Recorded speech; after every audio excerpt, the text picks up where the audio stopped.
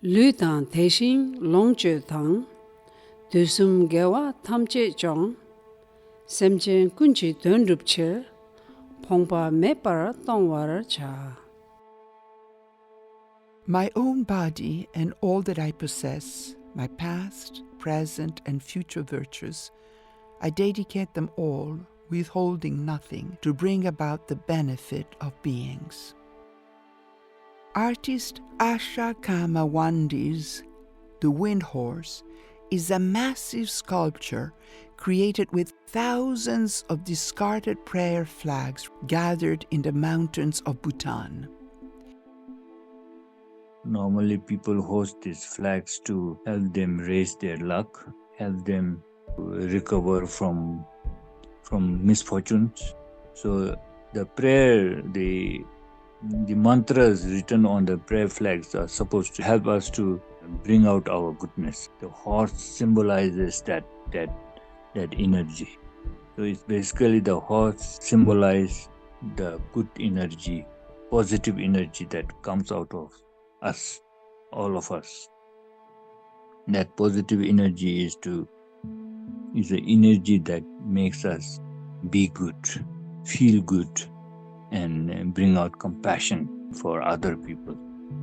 Welcome to Season 4 of AWAKEN, a podcast from the Rubin Museum of Himalayan Art about the dynamic path to enlightenment and what it means to wake up. I'm Isabella Rossellini, an actress, a filmmaker, and your host for this season of AWAKEN, where we are exploring a fundamental concept in Buddhist thinking and philosophy, attachment. Himalayan art has long been a pathway to insights and awakening. And in this season, we will look at objects from the Rubin's collection as a way to better understand attachment and its counterpoint, non-attachment, which translate into openness or seeing things as they truly are. With stories and wisdom from artists, writers, poets, Buddhist teachers, psychologists, scholars, and others, we will explore the meaning of attachment and how it shows up in different parts of our lives.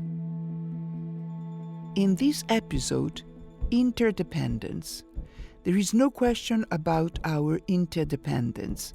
We cannot exist without each other. And not just each other. Even if you make your own food, build your own home, you still have to thank the plants, the trees, the air, the sun, everything that is interconnected with life itself. Just as we discussed in the previous episodes, we are not alone, and our action affects everything around us. Artist Asha Kama Wangdi's installation, The Wind Horse, illuminates this very concept. Take a moment to look at this artwork at rubinmuseum.org/awaken. When we were growing up, we were told that we have to respect the Buddhist scripture. We have to respect our own scripture. It's a speech of the enlightened being. It's the story of the enlightened beings. This is what the prayer flags represent. The fundamental Buddhist principle of wisdom and compassion. So we cannot discard we cannot disrespect or destroy it or throw them in a dirty places. But when I see these prayer flags actually being littered up on the mountain, then I said, oh, now I have to do something with this. It's very bad. And I started collecting and making it into an artwork. This is such a wonderful idea, a piece created out of discarded prayer flags. Annabella Pitkin, scholar of Tibetan Buddhism. It's very visually rich, and the symbolism of interdependence, the idea that this piece takes into itself things that were touched and handled and perhaps at some point valued or not valued by people, and then reimagines them in a new combination, in a new configuration.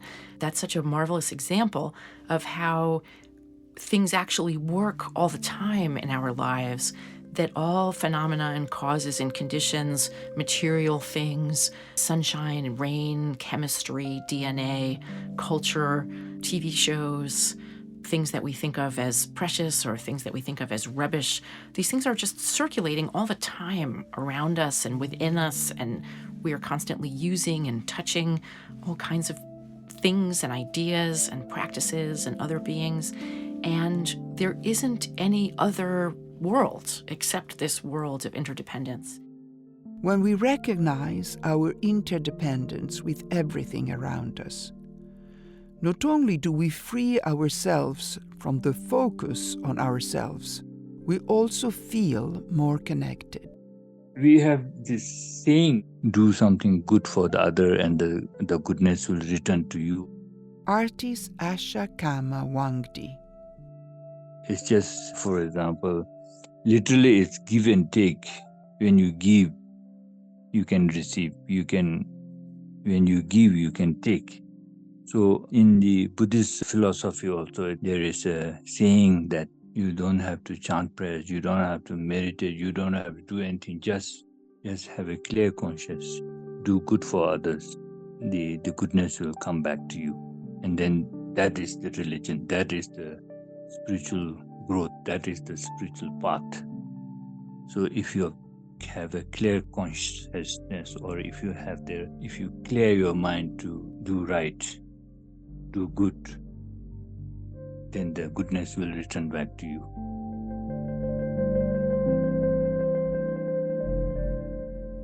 It evokes a deeper understanding both of environmental and ecological truths that so many people, I think perhaps all of us, are very much aware of more and more now, that there's no getting away from the consequences of our actions, pollution or trash, waste, the consequences of excavation or extractive mineral extraction, the consequences also of not caring for each other, the kind of detritus of our own unhappiness or our own cruelty or our own feelings of loss. There's no getting away from any of those unwanted consequences and outputs. They remain, and some of them remain visually available to us, like things that are dropped and discarded, that are material. And so in this piece, I see a kind of re-welcoming of all of the thrown away bits, and a reminder, a kind of deep understanding of how those bits that we throw away are also us.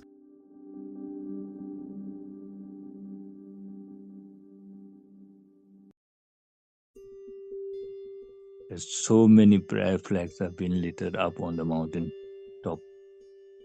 So the only problem is so soiled, it's so bad, it's so tangled. So many old and thrown away prayer flags are available to make. The first is to clean up the spot, that is, make it environmentally conscious or do something for the environment, because it's so harmful that when you see many flags that are printed on plastic and nylon are not really good for the trees and for the environment actually up on that particular mountain top.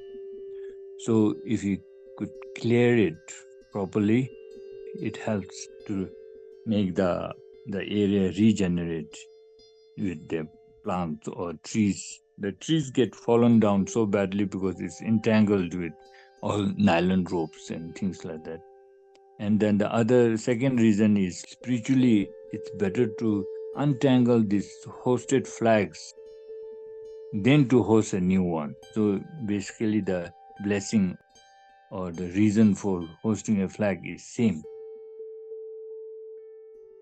There are things that cling to us, that are part of us because of interdependence, that we don't want. And things we don't want, that aversion, that's just another kind of attachment, actually. It's the flip side of being drawn to grasp at things we want. The flip side of that is our aversion, our desire to flee from things we don't want.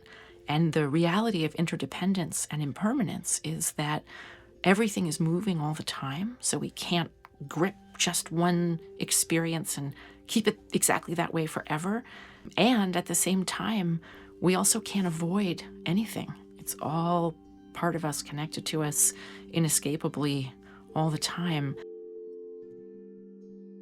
This work seems to me to stand at the juxtaposition of those realities in its beauty, in its kind of tenderness to things that had been trashed, and in its ecological awareness of the precious land deities, the deities of the land, the living world that we all have a relationship to, whether we acknowledge it or think about it or not, that are honored with wind horses, the realities of ecosystems that are harmed through human carelessness or wastefulness, and then also the kind of tenderness of reincorporating and re-finding beauty in these formerly overlooked items to create something new, a new node of interconnection that can communicate, again, to new audiences across geography and perhaps also across time.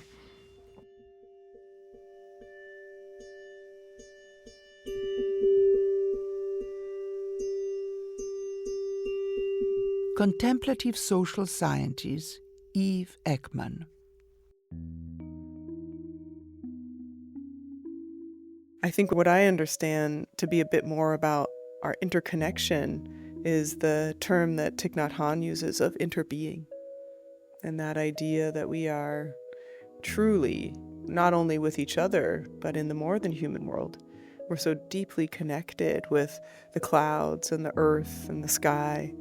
I think of interdependence as more associated with connection, but it may also be associated with purpose. It's simply the recognition that we are not alone, that our health and well-being is enmeshed with a whole ecosystem, if you will, both a human ecosystem as well as an ecosystem that goes beyond that. Psychologist Dr. Richie Davidson, founder and director of the Center for Healthy Minds, University of Wisconsin-Madison, and founder and chief visionary for Healthy Minds Innovations, Inc. One of the best examples for this, and one that I encourage people to explore as a kind of daily micro practice, is around eating. Now, every human being has to eat, and we all eat typically a few times a day, and it's a great opportunity to reflect on interdependence. Food is symbolic of the interdependence we have of each other and the world. It is a pathway for connection in that way. So there is like a service part of it, but that there's like this like symbiotic relationship. And I think similar to organizing. Reem Assil is an activist, chef, community organizer, author, and restaurateur. She aligns her cooking with community activism and social justice. I didn't get into organizing as an altruist, as a savior, but I wanted to be in service because I knew that that was part of my own transformation, is to watch and facilitate the transformation of others. Simply inviting a person to reflect on all the people that were required to bring food to your plate. Just do that for a minute or so. It's a humbling experience to appreciate, wow, really took all those people working together in this way to enable you to have food on your plate. Interdependence, I think, is the truth of how the world works. And when we can see it, it's very affirming of our well-being because it really activates these qualities of connection.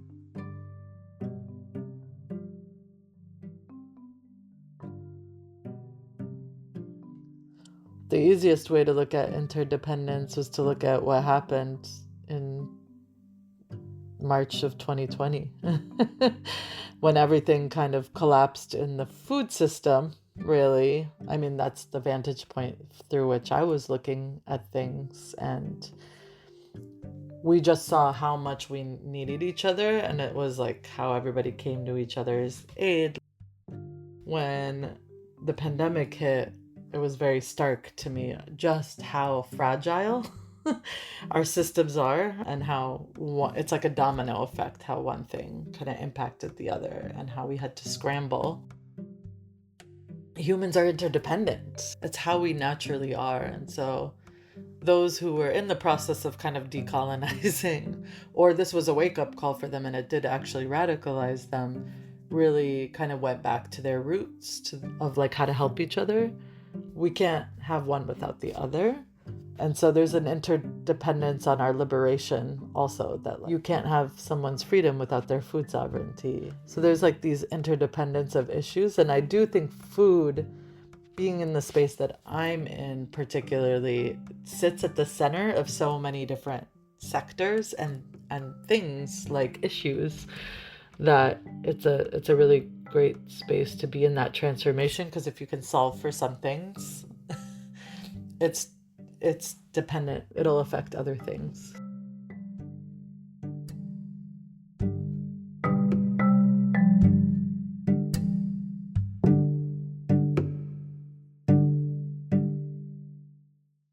We are interdependent. Teacher and meditation master in the Bon Buddhist tradition, Tenzin Wangyal Rinpoche. Our identities are interdependent. Our attachments are interdependent. What we're trying to do here is our well-being. So I'm attached to our well-being. It's not about me. It's about the society.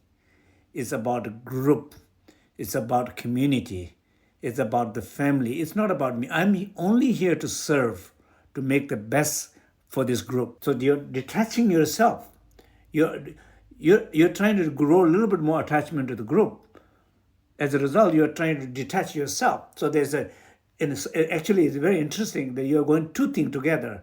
You're detaching to yourself, that's detachment, but you're attaching yourself to the group purpose, mission. You have to have both in order to succeed. Interdependence is a quality which I think inherently decreases self-importance. We recognize what might previously have been assigned to, quote, ourselves, really is much more accurately reflected in the collective activity of a large group. Usually, when we're in this me, my, I mode, the default mode, you can think of it as having strong connectivity to many other areas of the brain, sort of attaching the first person pronoun to all the activities that we're engaging in. When we have this real deep experience of interdependence, those connections are broken. It's reflected in measurable changes. We can measure that stuff in a very hard-nosed way using modern neuroimaging methods, and we see an altered pattern of connectivity. Lately, I've been thinking it's the pleasant evidence of connection. Poet and essayist Ross Gay's New York Times bestseller, The Book of the Lights, is a reflection on the joys of noticing ordinary wonders. So, like you hear birdsong, it's beautiful to you. You may catch yourself hearing it. That's the pleasant evidence of connection. Everything is the evidence of connection, but that's the pleasant evidence of connection. And that connection, another word for that might be of life. And so to be delighting, and that feels like an important verb, to be delighting might mean to participate in that acknowledgement of the pleasant. So the thing itself is the delight, but to acknowledge it feels to be like delighting, feels like you're participating as life. You're recognizing yourself as life. You're having a pleasant acknowledgement of yourself as life, of being the thicket, the connection, the fundamental inseparability of all things. The minute you realize, oh, I'm actually not without the sun. which is to say that I'm the sun. I'm actually not without the rain, which is to say that I'm the rain. I'm actually not without the zillion critters in my gut and on my skin that are keeping me alive. To resist that belongingness is, I think, is a sorrow. This recognition of interbeing, in some ways, is what happened the night of the Buddha's awakening. Again, Eve Ekman. So there he is, meditating, and has been through so many trials and tribulations. He's 7 years since he left his home. And he looks at this single leaf. And when he looks at the leaf, he experiences this understanding that every single thing is contained in that leaf. There is cloud, there is earth, there is water, there is sun. And that it is not only a leaf, it's part of the tree, and it will soon become part of the earth and recompost. Maybe part of my question or curiosity or like fun even is to periodically or often recognize how lovely it is to sort of belong, and to belong to what is larger by just incomprehensibly larger than any notion of oneself. I think it can also feel like, oh, right, like the black walnut tree is my beloved, actually.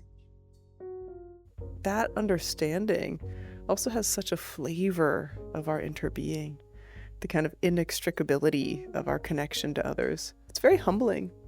Humility is a really desired quality in Buddhist context, not so much in our contemporary culture, but humility is right at the kind of foot of gratitude.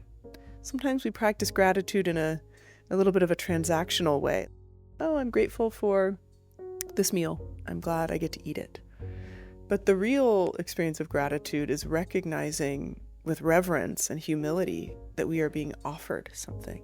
And all of us, we literally are made up of generosity and of compassion. Our very body is a body that is constituted of others' generosity, others' compassion towards us. And that creates this humility and also the opportunity for reciprocity, wanting to give back. Robin Wall Kimmerer, the plant biologist and writer, she talks about when we engage with the natural world and really receive what they are offering, meaning we receive from the blueberry bushes, we receive from the sunlight, and we recognize what a gift. It incites and excites us to then protect, because we protect and guard what we care for.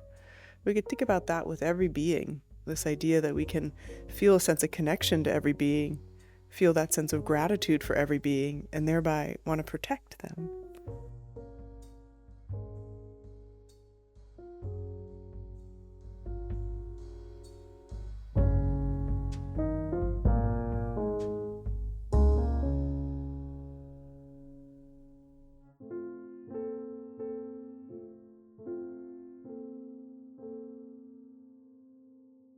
Ross Gay. To note oneself in delight is to note oneself in the midst of connection. Okay, I belong to this thing. I think that's sort of like what the experience or the recognition or the whatevering of being delighted does. You're put outside of, like, you're very clearly being made something by something else. Your body, if we talk about being tickled, or being like sort of like, you know, filled up with birds or something, or however the feeling is, or just something lighter and less dramatic than that, but that is happening on account of something that is quote unquote not you. So it's a kind of decentering of oneself, the pleasant decentering of oneself, which I think is, you know, it might occasion a kind of gratitude to be of light and without light at the same time. It's a fake etymology. But to me, it just sort of speaks to this true thing, which is that joy is fundamentally very much kind of like delight, is the practice of being entangled, the practice of our entanglement. We don't get out of being entangled. We don't. We can pretend in a million ways that we're not. But the fact of the matter is that we are. And it feels to me that joy is what emerges when we do, in fact, practice that entanglement, which most often, or maybe not most often, but maybe has to do with caring for one another. belonging to one another. The way that I put it in one of these books was that when we help each other carry our sorrows, from that sometimes emanates joy.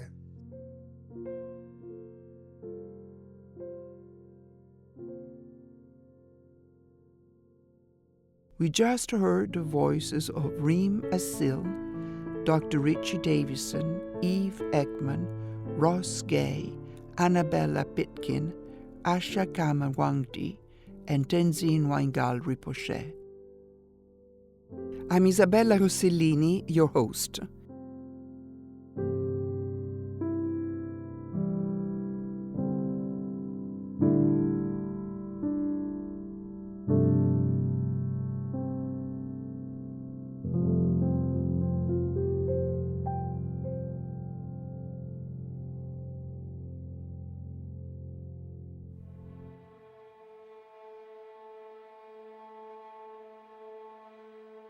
To see the artwork discussed in this episode, go to rubinmuseum.org/awaken.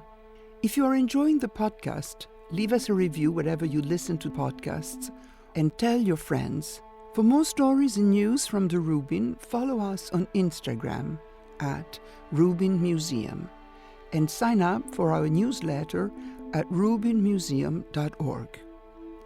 Awaken Season 4 is an 8-part series from the Rubin.